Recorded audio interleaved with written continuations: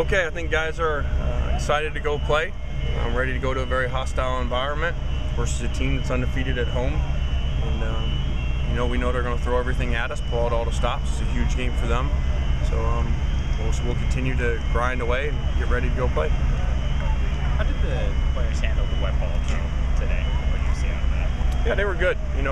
We've done it before earlier in camp, and just making sure we revisit it again, and we'll be ready for whatever happens.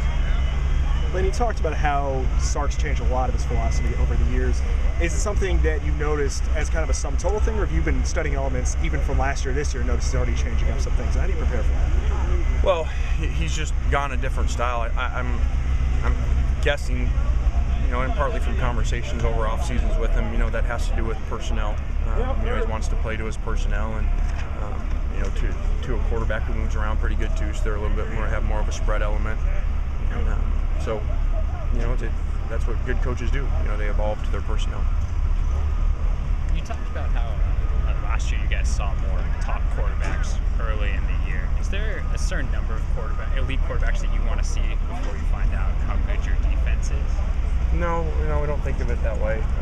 We just take one game at a time, and all teams present you different challenges, and every Saturday is different. I've been saying it all year. Look no further than Stanford.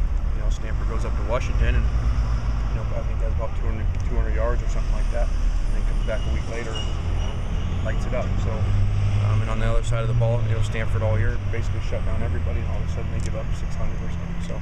So, you got to be ready every Saturday, and teams match up different versus certain teams. Is Keith Price that elite quarterback that you were talking about when you made that statement? Yeah, he is. Even though his stats don't show it this year, that's nothing to do with him. That's around him. You suffer those injuries like that, it's going to be difficult. When your offensive line's changing, you lose a receiver, you lose two tailbacks. That's not easy for any quarterback to deal with. And he's the same quarterback, that lit up the bowl game and set all the school records and completion percentage, touchdowns. There have been a lot of great quarterbacks to play there. He's broken almost all the records. Do you expect Torrin Harrison to continue to start as a cornerback? Yeah, I think so. We think Torrin's going to continue to improve.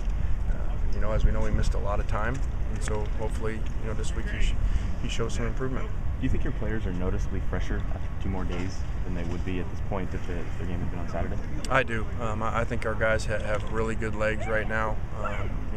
For us to be able to put tennis shoes on and walk through today, normally we can't afford to do that, but the extra time has done that. Our guys look really fast, and it feels like we've had a full bye, so I think we'll come out really fast. How does Josh Shaw's switch to cornerback affect Drew McAllister? Do you expect him to see more playing time? It doesn't affect Drew. We've already been rotating Drew in more. He's been getting more snaps throughout the year, playing great for us on special teams and defense. So, I'm not sure I heard. So, is Torrin going to start at cornerback? He will. You guys have kind of a lot of connections with Seahawks and Pete and all that. Does that factor in this weekend in terms of any planning, go reunion or? No, not at all. No. Pete asked that question last night, but it wasn't last night. It's going to be tonight. Yeah, so they don't know yet. Pete's radio show got suspended till tonight, so you'll hear it tonight. He lost out to the Lakers. He talked about that. Yeah, we know a lot of people on the staff up there, but he said something about whoever they were playing, Patriots. He said I didn't even know who they were playing. So, Coach Carroll, his staff's got a lot to do outside of this game to prepare, and so do we. So, it's all business.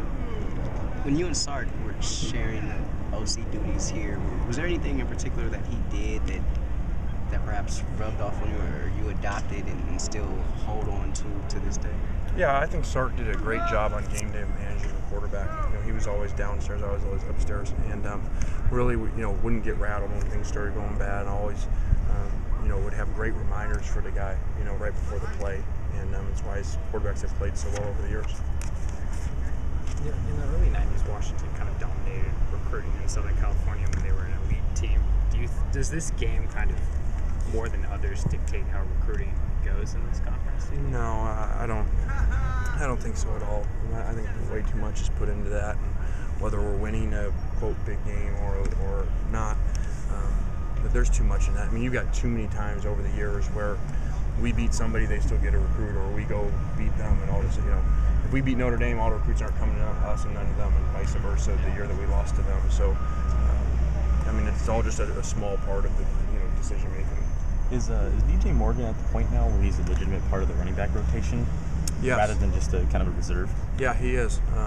You know, I mean, you never know how the game's going to go itself, but we have great confidence that he's fully back and that he can do everything, knows all our stuff, and if need be, he can be an every down back. As far as the fullbacks go, how has Jaleel Punter been progressing? We've seen him a bit more in games. Is that breaking into more of a regular rotation with Soma?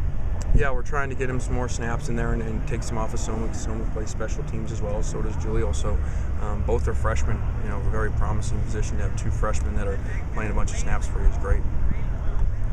How analytical is Dion? Maybe. That's a big word. I'm going to say he is that.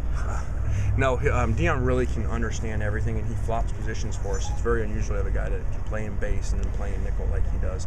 And he's really able to diagnose the stuff coming at him and play really fast. He made a huge interception yesterday because he had seen the play the day before, so he does a great job. Okay.